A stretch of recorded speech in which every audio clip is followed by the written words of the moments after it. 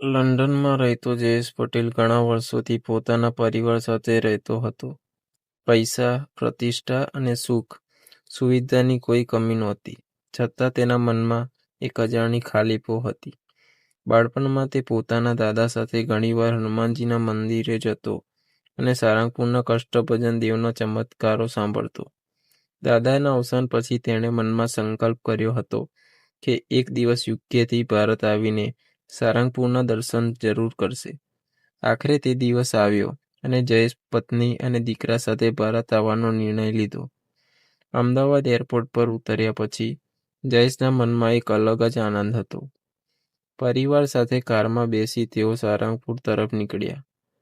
રસ્તામાં જયેશ સતત ભગવાનના ભજન સાંભળતો અને બાળપણની યાદોમાં ખોવાઈ જતો.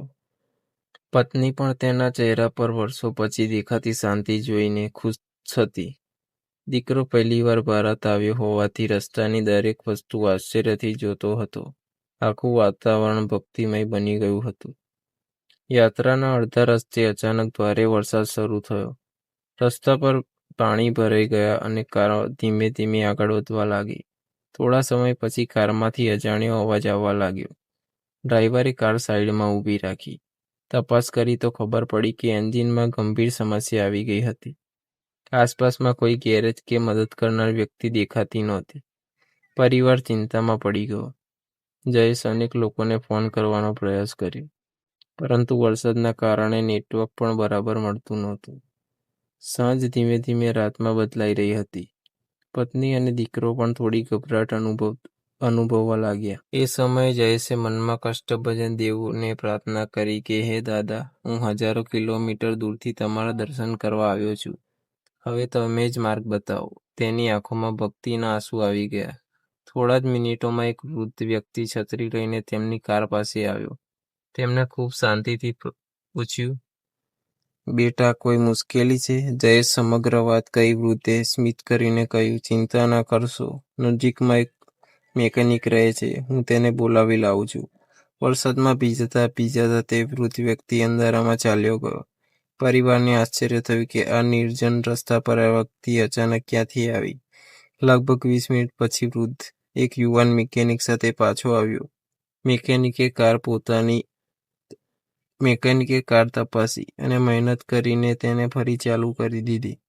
જયેશ ખુશ થઈને વૃદ્ધ પૈસા આપવા માટે ખિસ્સામાંથી વોલેટ કાઢ્યું, પરંતુ ત્યાં કોઈ દેખાતું નહોતું. વૃદ્ધ જાણે પવનની જેમ ગાયબ થઈ ગયા. મિકેનિકે પણ કહ્યું, સાહેબ, હું તો તેમને ઓળખતો જ નથી, પહેલી વાર જોયા છે. આ સાંભળીને જયેશે અને તેના પરિવારે આશ્ચર્યમાં પડી ગયા. તેમના મનમાં એક જ વિચાર આવ્યો, શું આ ભગવાને મોકલેલા દૂત હતા? બીજા દિવસે વહેલી સવારે જયેશ પોતાના પરિવાર સાથે સારંગપુર પહોંચ્યો. મંદિરના દરવાજા પાસે પગ મૂકતા જ તેના મનમાં અદ્ભુત શાંતિનો અનુભવ થયો. વર્ષોથી જે દર્શનની ઈચ્છા તેણે હૃદયમાં રાખી હતી, તે આજે પૂર્ણ થવાની હતી. મંદિરના ઘંટનાદ અને ભજનના સ્વરો સાંભળી તેની આંખો ભીની થઈ ગઈ. પત્ની અને દીકરો પણ આ પવિત્ર વાતાવરણથી ખૂબ જ પ્રભાવિત થયા.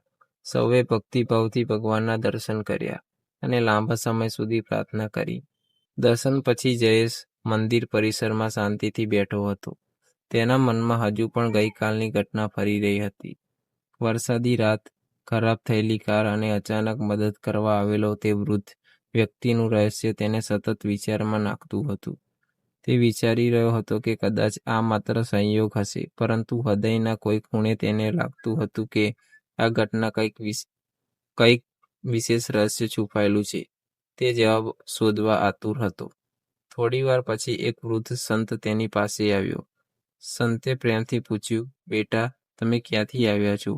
જયેશ યુકેથી આવેલી પોતાની યાત્રા વિશે અને રસ્તામાં બનેલી સમગ્ર ઘટના વિશે વિગતવાર જણાવ્યું.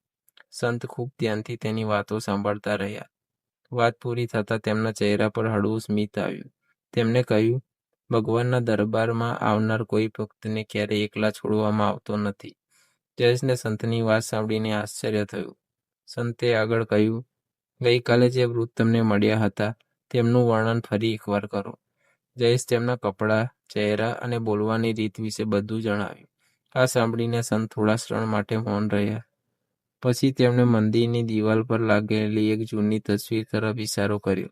તસવીર જોઈને જયેશ અચાનક ઊભા થઈ ગયો. તસવીરમાં દેખાતો વ્યક્તિનો ચહેરો એ જ હતો તે ગઈકાલે વરસાદમાં મળ્યા હતા. જયેશના હાથ ધ્રુજવા લાગ્યા.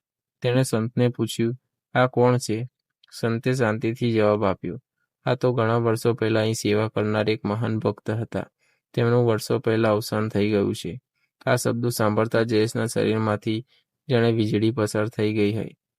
તેની પત્ની પણ આશ્ચર્યથી તસવીર તરફ જોઈ રહી હતી. સૌની આંખોમાં પ્રશ્નો હતા. સંતે કહ્યું, ઘણીવાર ભગવાન પોતાના ભક્તોની મદદ માટે અદ્રશ્ય રીતે કાર્ય કરે છે. દરેક ચમત્કાર સમજાવવો જરૂરી નથી. કેટલીક ઘટનાઓ માત્ર વિશ્વાસ વધારવા માટે બનતી હોય છે. જયેશની આંખોમાંથી આંસુ વહેવા લાગ્યા. તેને લાગ્યું કે તેની પ્રાર્થના ખરેખર સાંભળવામાં આવી હતી. તે માથું ઝુકાવીને ભગવાનનો આભાર માનવા લાગ્યો. સંત સાથેની વાતચીત પછી પણ જયેશનું મન શાંત થતું નહોતું. તસવીરમાં દેખાયેલો વ્યક્તિ અને વરસાદી રાતની ઘટના તેના વિચારોમાં સતત ફરી રહી હતી. પરિવાર સાથે તે મંદિર પરિસરમાં ફરતો હતો અને ભગવાનનો આભાર વ્યક્ત કરી રહ્યો હતો. દરેક ક્ષણ તેને એવું લાગતું હતું કે જાણે કોઈ અદ્રશ્ય શક્તિ તેની સાથે ચાલી રહી છે. મનમાં અનેક પ્રશ્નો હતા, પરંતુ સાથે એક અજબ શાંતિ પણ હતી. તેને લાગતું હતું કે આ યાત્રા માત્ર દર્શન માટે નહીં, પણ કોઈ વિશેષ કારણસર બની રહી છે. મંદિરની પાછળ બગીચા પાસે જયેશ થોડા સમય એકલો બેસી ગયો. ત્યાં એક જૂની બેન્ચની બાજુમાં તેને ચામડાના કવરવાળી એક ડાયરી પડેલી દેખાઈ. શરૂઆતમાં તેને લાગ્યું કે કદાચ કોઈ ભક્તની હશે. તેણે આસપાસ નજર કરી, પરંતુ કોઈ દેખાયું નહીં. ડાયરી ભીંજાય નહીં તે માટે તેને હાથમાં લીધી. કવર પર ધૂળ લાગી હતી. તે ઘણી જૂની લાગતી હતી. જયેશ ડાયરી ખોલી પહેલા કેટલાક પાના પર ભગવાનના ભજન ને પ્રાર્થનાઓ લખેલી હતી. પછી એક પાના પર લખાયેલું નામ જોઈ તેનું હૃદય જોરથી ધબકવા લાગ્યું. તે નામ હતું રમણભાઈ પટેલ. આ નામ જોઈને જયેશની આંખો પહોળી થઈ ગઈ, કારણ કે રમણભાઈ તેના સ્વર્ગસ્થ દાદાનું નામ હતું. એક ક્ષણ માટે તેને વિશ્વાસ જ ના આવ્યો કે આ કેવી રીતે શક્ય છે. તે ઝડપથી આગળ પાના વાંચવા લાગ્યો. તેમાં વર્ષો જૂની નોંધો હતી, જેમાં સારંગપુર યાત્રા, ભક્તિ અને પરિવાર સાથે લખાણ હતું. એક જ જગ્યાએ લખેલું હતું, મારો પુત્ર એક દિવસ વિદેશથી અહીં આવશે. જો તેનું મન ભક્તિમાં અડંગ રહેશે તો ભગવાન તેને પોતાના અનુભવ જરૂર કરાવશે. આ વાક્ય વાંચીને જયેશના હાથ કાંપવા લાગ્યા. તેને લાગ્યું કે જાણે કોઈ તેના હૃદયની અંદર સુધી જોઈ રહ્યું હોય. જયેશ તરત જ પત્ની બોલાવીને આખી વાત બતાવી. પત્ની પણ આ વાંચીને આશ્ચર્યમાં પડી ગઈ. બંનેને સમજાતું નહોતું કે આ ડાયરી અહીં કેવી રીતે પહોંચી. સૌથી મોટો પ્રશ્ન એ હતો કે દાદાએ વર્ષો પહેલા લખેલી આ વાતો આજના દિવસ સાથે એટલી સચોટ રીતે કેવી રીતે જોડાઈ રહી છે. જયેશના મનમાં હવે આ બધું માત્ર સંયોગ નહોતું લાગતું. ત્યારે જ પાછળથી એક મંદિરના સેવક આવ્યો. તેણે ડાયરી જોઈને કહ્યું, આ ડાયરી તો ઘણા વર્ષોથી શોધાઈ રહી હતી. કહેવાય છે કે એક ભક્ત તેને અહીં સાચવી રાખી હતી, પરંતુ પછી તે ક્યાંક ખોવાઈ ગઈ. સેવકની વાત સાંભળીને જયેશ વધુ આશ્ચર્યમાં પડી ગયો. હવે તેને લાગવા લાગ્યું કે આ યાત્રા પાછળ ખરેખર કોઈ દિવ્ય સંકેત છુપાયેલો છે. પરંતુ ડાયરીના છેલ્લા પાનામાં એવું શું લખેલું હતું જે તેની જિંદગી બદલી નાખવાનું હતું? જયેશના મનમાં ઉત્સુકતા વધી રહી હતી. તેણે ડાયરીને છાતી સાથે લગાવી અને મંદિરના એક શાંત ખૂણામાં જઈને બેસી ગયો. પત્ની અને દીકરો પણ તેની બાજુમાં બેઠા હતા. ધીમે ધીમે તેણે ડાયરીના છેલ્લા પાના ખોલવાનું શરૂ કર્યું. દરેક પાના સાથે તેની ધડકનો વધી રહી હતી. તેને લાગતું હતું કે હવે કોઈ મોટું રહસ્ય સામે આવવાનું છે. આખું વાતાવરણ જાણે એક અદ્રશ્ય સંકેત આપી રહ્યું હતું. છેલ્લા પાના પર દાદાના હસ્તાક્ષરમાં એક લાંબો સંદેશ લખાયેલો હતો. તેમાં લખ્યું હતું, જો આ ડાયરી મારા પૌત્રના હાથમાં પહોંચે તો સમજી લેવું કે ભગવાને તેને ખાસ કાર્ય માટે પસંદ કર્યો છે. આ શબ્દો વાંચતા જયેશની આંખોમાં આંસુ આવી ગયા. દાદાના અવસાનના ઘણા વર્ષો વીતી ગયા હતા, છતાં તેમની લાગણી જાણે આજે પણ જીવંત હતી. દરેક શબ્દમાં પ્રેમ અને આશીર્વાદ છલકાતો હતો. જયેશ આગળ વાંચવાનું શરૂ કર્યું. તેમાં લખ્યું હતું, અમારા પરિવાર પર વર્ષો પહેલા એક મોટું ઋણ હતું. એક અજાણ્યા વ્યક્તિએ મુશ્કેલીના સમયમાં મારી મદદ કરી હતી. મેં તેને વચન આપ્યું હતું કે ભવિષ્યમાં તેના પરિવારને જરૂર મદદ કરીશ, પરંતુ સમયના પ્રવાહમાં હું તે વચન પૂરું કરી શક્યો નહીં. આ વાંચીને જયેશ વિચારમાં પડી ગયો. તેને આ ઘટના વિશે ક્યારેય ખબર નહોતી. આગળ લખેલું હતું, તે વ્યક્તિનું નામ હરિભાઈ હતું અને તેના પરિવાર હજુ પણ ગુજરાતના એક નાના ગામમાં રહે છે. જો તું ક્યારેય આ ડાયરી વાંચે તો મારી અધૂરી જવાબદારી પૂર્ણ કરવાનો પ્રયાસ કરજે. એ જ મારા માટે સાચી શ્રદ્ધાંજલિ હશે. આ વાંચીને આખો પરિવાર મૌન થઈ ગયો. દાદાનું આ અધૂરું વચન હવે જાણે જયેશના ખભા પર આવી ગયું હતું. પત્નીએ ધીમેથી કહ્યું, કદાચ ભગવાને તને અહીં સુધી કોઈ કારણસર જ લાવ્યા છે. જયેશે માથું હલાવ્યું. હવે તેને સમજાઈ રહ્યું હતું કે વરસાદી રાતની ઘટના, રહસ્યમય વૃદ્ધ સંત સાથે મુલાકાત અને આ ડાયરી, આ બધું એકબીજા સાથે જોડાયેલું હતું. જાણે ભગવાન તેને કોઈ ખાસ માર્ગ તરફ દોડી રહ્યા હતા.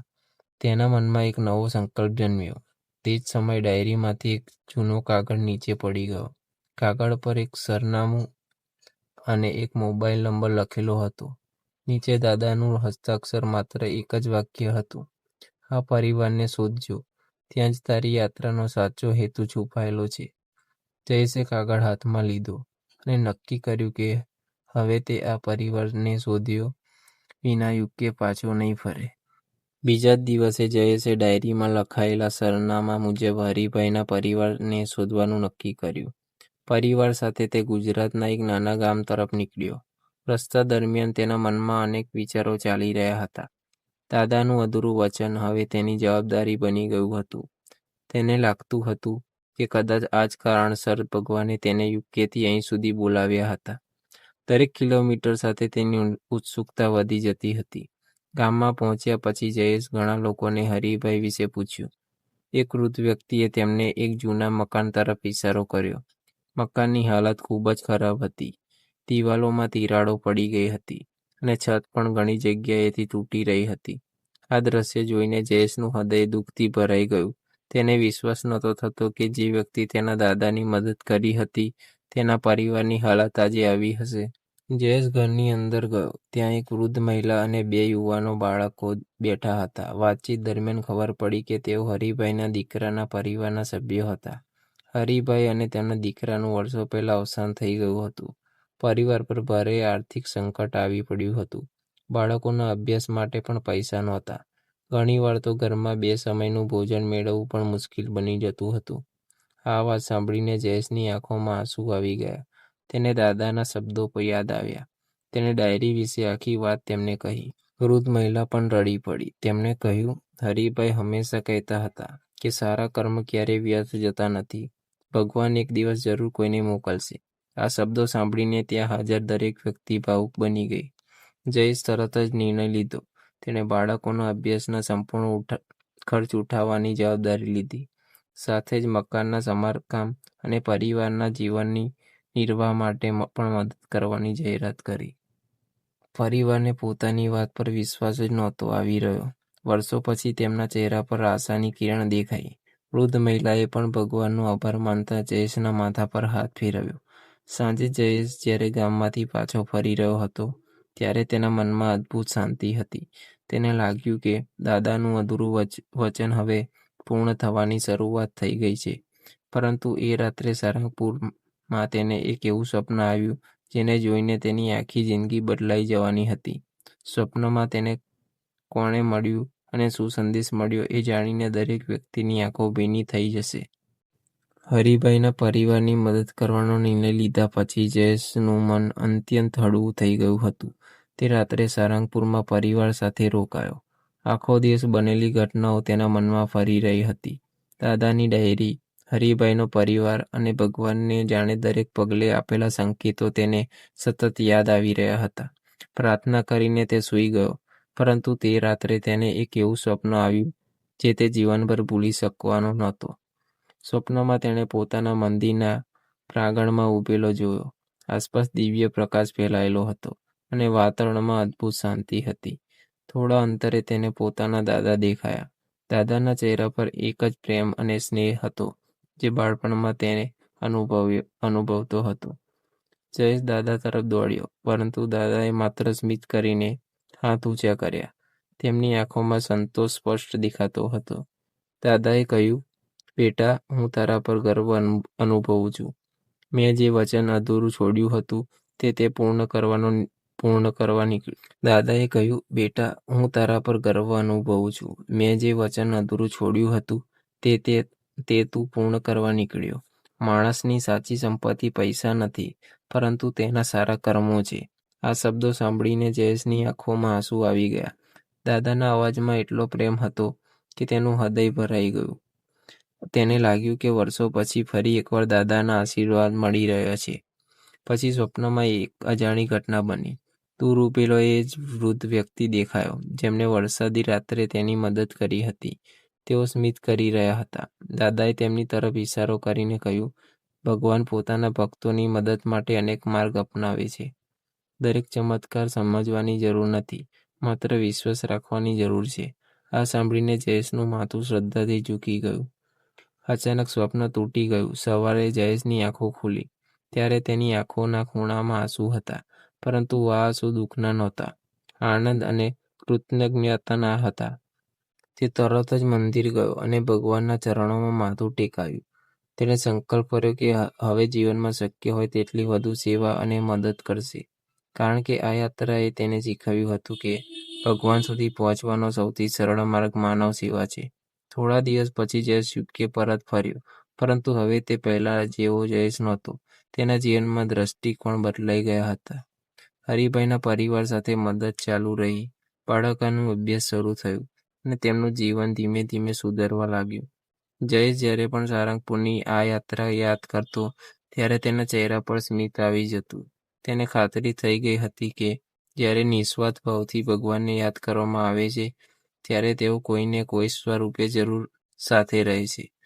કથાનો સંદેશ: સાચી ભક્તિ માત્ર મંદિરમાં દર્શન કરવાથી નથી થતી. જ્યારે આપણે કોઈ જરૂરિયાતમંદની મદદ કરીએ છીએ, કોઈનું દુઃખ હળવું કરીએ છીએ અને આપેલા વચનને નિભાવીએ છીએ, ત્યારે જ ભગવાન સાચા અર્થમાં પ્રસન્ન થાય છે.